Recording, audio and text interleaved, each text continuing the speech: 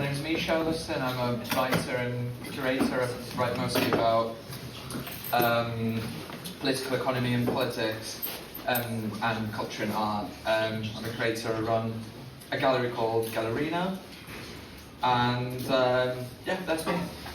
Great. Again, could you tell us a little bit about how folklore and kind of myth making and things like that feature in your work? I guess also sort of because your work spans different kind of disciplines, about how they also, in the different disciplines, how they kind of operate. Yeah. I guess I made a conscious exodus of the internet communities that I was part of during the pandemic. Actually, this is when I had enough, and I discovered TikTok. And I'm trained as a sociologist, so I always have this problem of proximity to the subject of study. So how close you can get to it. And at one point, as sociologists, we all realize that we have an issue with that, and it's very hard to get close to the subject when everything is very heavily mediatized. And the social media that was mostly Meta-owned and kind of Western-owned media was creating these echo chambers by... So the way that the algorithm was working, that it would, starts from the inner circle and grows out, so it had to become viral in the inner circle first. And then TikTok came about and they were like, well, we're just going to shoot your content out into the world. And whoever sees it, and everything can get famous. And at the time also, smartphones became available in places outside of the Western Hemisphere. And so I'm originally from Donbass, so when the war started, the only way to actually understand what people are thinking and saying and what are their needs and wants was through TikTok. So TikTok became this sort of main use of ethnographic research to actually understand what people are saying. And stories that were circulated around TikTok by these random 50-year-old grannies between themselves, they became these really globally important political stories, because on both sides of the sort of the war, however you want to call it, there is these bot farms and Putin's army of dudes on 4chan creating these stories and influencing this discourse. So I guess that was my main tool for research at the time. So, and I was kind of less engaged with the popular folklore and the internet, and I think that was before Milady existed and all of this NFT shit. And 4chan was sort of seen as a separate thing, and I always thought that these people are never gonna do anything, and Curtis Yarvin was a crazy cokehead, and now we are in this reality where Elon Musk is reading Nick Land. It's what the fuck? So I feel I've been on TikTok for too long, and coming back to what's actually happening is really scary. So I feel I missed something there. Yeah. And so if you're exiting TikTok, where are you going? Are you going to Red Note, or are you a TikTok refugee, or? Well, there used to be those forces for more radical kind of internet communities that rise up, and some of the forums and the dark net, and it's when there's nothing to do at TikTok, this is where I would usually go to, and there's this. I was researching this underground drug network in Russia, the way that the drugs are being sold, and they're already pre-planted. You just basically go on in darknet and you get a map with a direction and a picture, and it's like a treasure hunt for drugs. And you just go around and you just look everywhere, and there's going to be drugs planted in places. So it's very interesting, and there are forums surrounded around this whole kind of thing, and about let's say if you get put into a drug rehab, what are you going to do? And so half of these stories are myths, and half of these stories are true, and they're all intertwined in very weird ways. And as part of research, this is feels like a very untouched area and underdiscovered and understudied. And this is just I guess to illustrate the fact that like a lot of these currents like exist outside of, you know, the Western internet, because now it's like widely available and it's still in its like kind of proto state that we remember from like 10, 15 years ago. And at the same time they've got TikTok, so it's like kind of weird.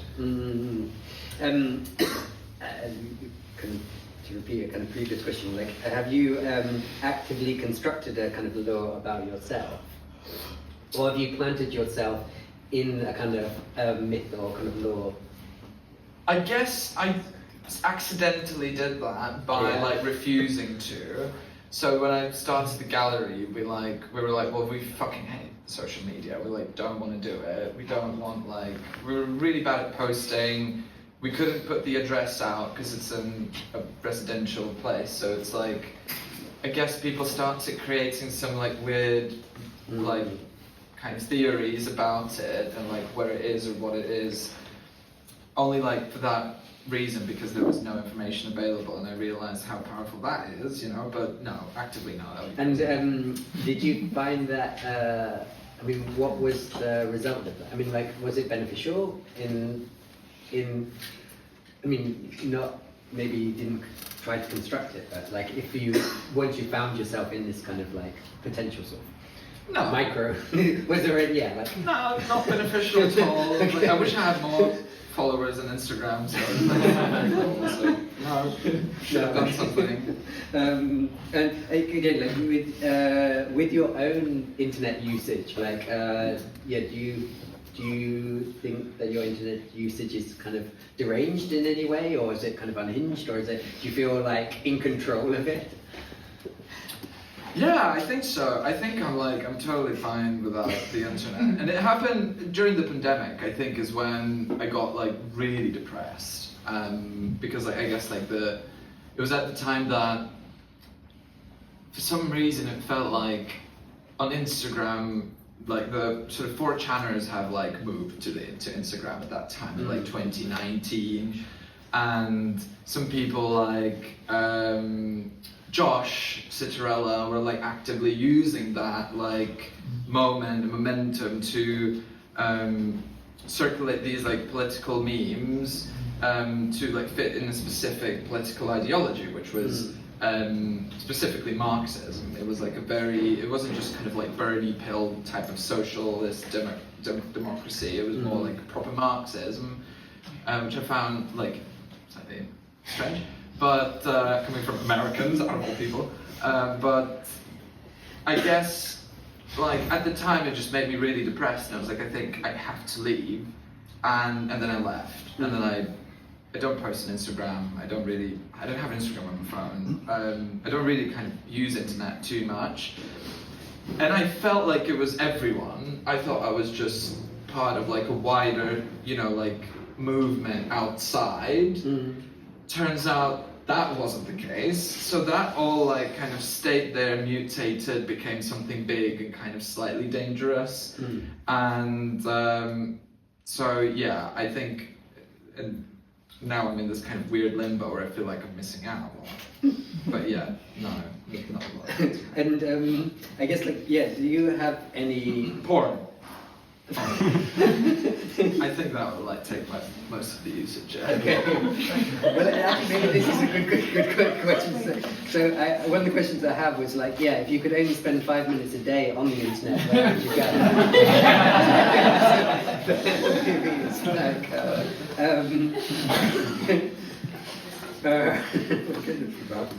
time-wise. I guess, yeah. Do you have any like websites that you kind of that maybe no longer exist, or maybe they still exist, but like that you have kind of mythologized, or you like actively kind of mythologized? So there was an interesting website. It was a porn website. It was called My Vidster, where it's like basically you could. Like, it would take the source code. You know how like any video online, if you inspect the code, like behind it, you can actually like find the link to the video. So like, you can build like a code or an app or like a Chrome extension or whatever that basically reads the link so it can save it. So what it does, that embeds like porn videos from all sorts of different sites into this one thing, and it was kind of like social media for porn. It was really weird. It's like, obviously it's like anonymous, but you can have like your collection of porn. And you can share it. And people can follow you. And it's like, it's really funny, and it was like really like grassroots, like 2006 like era, like design and everything. And was it's it still kind of earnest, like, was it earnest in the sense of like like creating, like posting on there, like was it meant, like was it meant in a kind of like funny way, or just in a serious kind of like like building a community kind of way, right? Yeah, people like found what they like think is brings them together, which is great. But they so like it was really cool and it was really useful, but the person who ran it was like, it wasn't like a big company, which is interesting about if you think about all of these spaces online when you like, you know, you want to watch like a pirate video and all of these ads pop up, like who do you think? Someone's running it. And it's not like a startup from like an accelerator fund, it's like some dude who just coded it and makes shit tons of money. So it's that kind of like this like same sort of like underground like pirate internet. So it was really sweet, but the person who ran it was like a single person. He wasn't a web developer or anything. He just made it and he had to maintain it. It became this hugely popular thing, and it was just himself the entire time. Right. And he has a Twitter account where he like posts updates when the site is down, like terrible broken English, and he's like, it's just me, and like, sorry, like people are like DDoSing me, like fuck, and like give me an hour and I'll get it back. So the site is still... And I think, like, I was there like a week ago, but I even took a screenshot of the message that was on the website when it was apparently going to close. So, and it was just like kind of white text over this thing, and it says, I recently decided to shut my Vitzer down. I've been running this site for over 18 years. I've sacrificed my life for my V, and I almost died last year doing so. Due to endless attacks, please communicate with us on our X account to ensure that we have received it. Thank you, Marquez. P.S. I know of the grammatical errors, but I really do not give a fuck.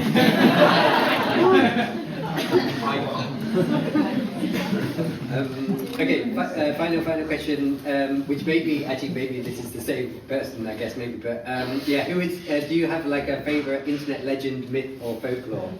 Is this the legend? Well, I mean, I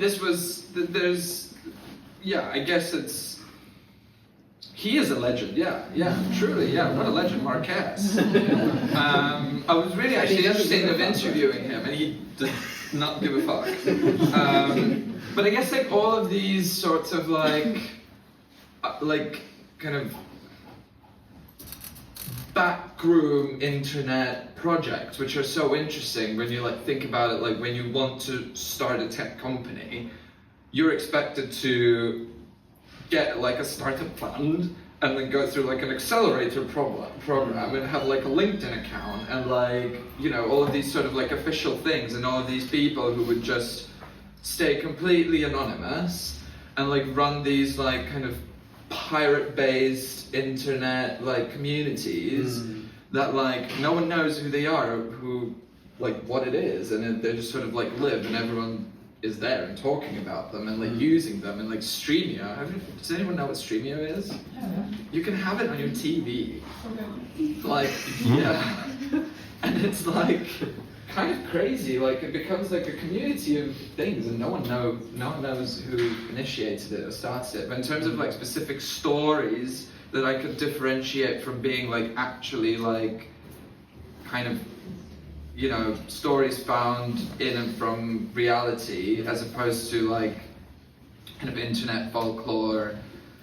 Yeah, I don't know. I guess like some stupid TikTok shit, like Blackiana or like stuff like that. I find quite funny. It's like, Great. Well, thanks very